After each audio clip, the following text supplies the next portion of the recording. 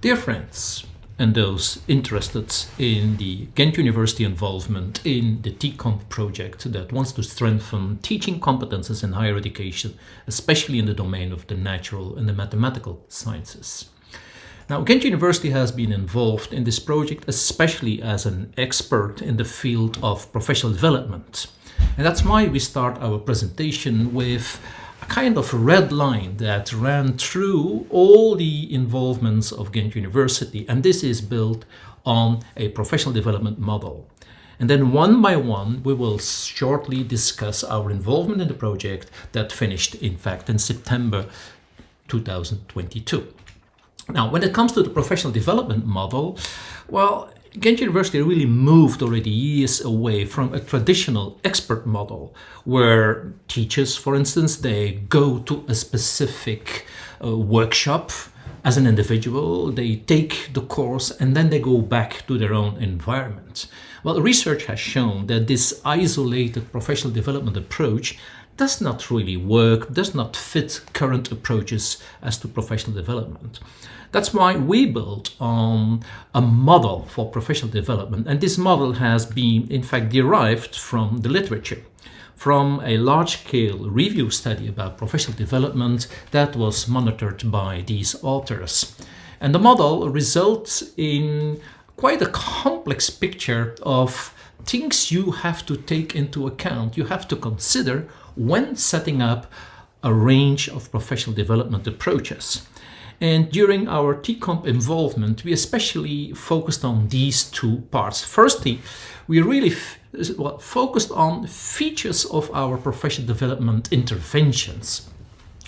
We did not solely focus on content. Well, we respected the content of our staff members, whether they were from mathematics, physics, chemistry, and so on, whether they were in engineering or in information sciences, it did not matter. They could bring their own content focus, but we wanted to develop their generic and content-specific pedagogical content knowledge. And we wanted to do that on an evidence-based approach. That means that the things we introduced in our professional development courses were always derived from the literature. Secondly, we also moved away from single shot approaches, we could say, to more generic approaches that affected the work of people during a longer period of time. And you will see that especially mirrored in the online course we presented, in fact, to the Tecomp staff members. When it comes to the teacher quality we want to develop, but of course, there are courses of other partners that focused on the content knowledge, but we especially focused on the pedagogical knowledge and the pedagogical content knowledge. So how to teach, how to set up instruction, how to foster learning in our students considering your content. And next to the knowledge about this, we especially focus on the skills and the attitudes that goes together with this. So how can we make teachers motivated to do that they really, in fact, develop the hands-on skills to do these things with their own students? So this model infected our approaches, and these approaches were set up during 5 activities in the life cycle of the project, starting in 2019.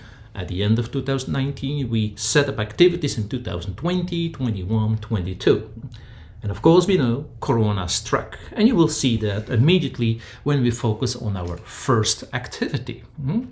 The first activity was really a study visit, and it was completely ready. You see here the program. We invited all the staff members, where everything had been arranged, and then suddenly, March 2020, we had the lockdown, and we had to stop this activity. Nobody could travel, nobody could come to, in fact, Belgium. But you will see that we, in fact, retook that activity and presented it face-to-face anyway at the end of the project, because we did the investment and really wanted that Tecomp staff members could benefit from this course. Going back to our approach, our first main next activity started in the next year. We all know that to set up activities in 2020 was very difficult because our primary concern was how to make our own universities running. Nevertheless, we planned in 2020 the new approaches for 21. And it started in February with a strong emphasis on models for professional development. And you see here my colleagues, Britt and Laura, who were also involved.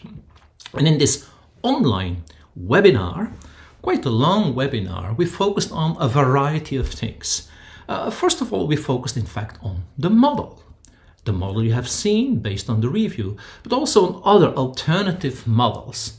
And then when you see 4 and 5 in this overview of the agenda, you see that we especially try to demonstrate how this works. And in 3, 4, 5, you see that we set up, considering this model, quite a large number already of professional development initiatives that involved hundreds of teachers from different universities to develop hands-on their knowledge, their skills and their attitude, so their teaching and learning competences. And the focus was as such especially on live examples of the PD activities we had set up in Poland, in Vietnam and in India. We also fostered a little bit the idea to move away from a focus on the teachers as the key beneficiary, also to focus on train the trainer and to develop a kind of train the trainer approach and capacity building centers in your own university. This evolved into the longer activity in March-June 2021, where we involved all the teachers from the different universities in an online course. And in this course, there was a focus on how to foster educational interaction and communication. So, in fact, the backbone of instruction, this is you interact with your students, you foster communication. Well, how can we do that in higher education while using at the same time also online tools or digital tools, for instance, in your face-to-face classroom? We set up 3 different alternative courses. And there was an introduction. Here you see a screen dump of one of the workshops. We set up 3 workshops, each time for 2 partner universities in the projects. And our key element was how to make them start to run the course in their own environment. So for each university, we try to appoint leaders, and then these leaders would foster them the work of their teachers in their environment. This was a completely online course where teachers developed real-life things, knowledge clips, video interaction, posters, collaboration between students, but where they also were involved in giving feedback to one another, giving feed forward and giving feedback to the feedback they had received. And this resulted in the end in certificates for all the participants. We moved to the next workshop in April 2022, so we jump forward, where on demand an extra session was set up for the partner universities about how to use digital tools to foster at a large scale at university level assessment and evaluation online. And the peculiar thing in this session was that we did not immediately focus on digital tools. We also focused especially on conditions, for instance, the rules and the regulations in your university, because if you want to move to digital online assessment, your framework, your regulation framework should be okay. So we focused on that. And then next we give a large demonstration of all the tools we use and how this in fact affects our daily assessment and evaluation approaches. Okay. And then we go to the final contribution to the Tecomp workshop, and that was the retake of the March 2020 workshop to be set up in Ghent. So we retook this workshop 2.5 days in Niš in Serbia. Okay. And we invested quite a lot in the pre-planning so that everybody would have access to a digital tool that would be used during the training. Because we were talking again about face-to-face teaching and learning, but also online. And since we now have these hybrid approaches, for instance, flipped classroom, but also that while being in a live classroom, you can also use digital tools. We really wanted to involve them in this interaction. That's why we set up this online course that in fact run along in parallel with the face-to-face session, where they could work, where they could find all the tools and the examples.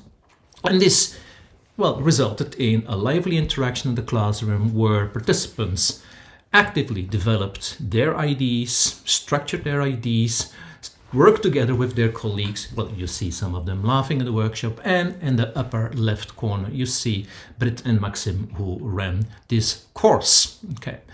Well, if you want to know more about these workshops, well, reports are available, and in these reports you see the agenda, the participants list, you see a lot of the communication in relation to these things, and especially you see documentation.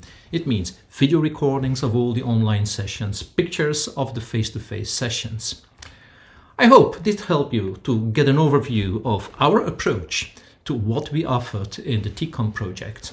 And that really started from a rethinking of institutional approaches to professional development, especially by stressing or emphasizing the model you adopt. And in this model, we really want to focus on train the trainer, because it's endless. You have to invest continuously in professional development. So try to invest in a unit or in a core staff that can keep the professional development going. Okay. And also we try to show that you have to respect the individual teacher with his or her expertise in the content domain.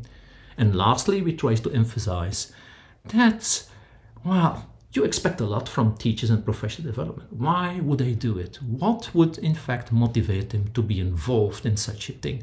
And there we get to the emphasis on a quality assurance cycle that shows where the real training needs of individuals are. Thank you for paying attention to our explanation, and if you need more information, please don't hesitate to contact us.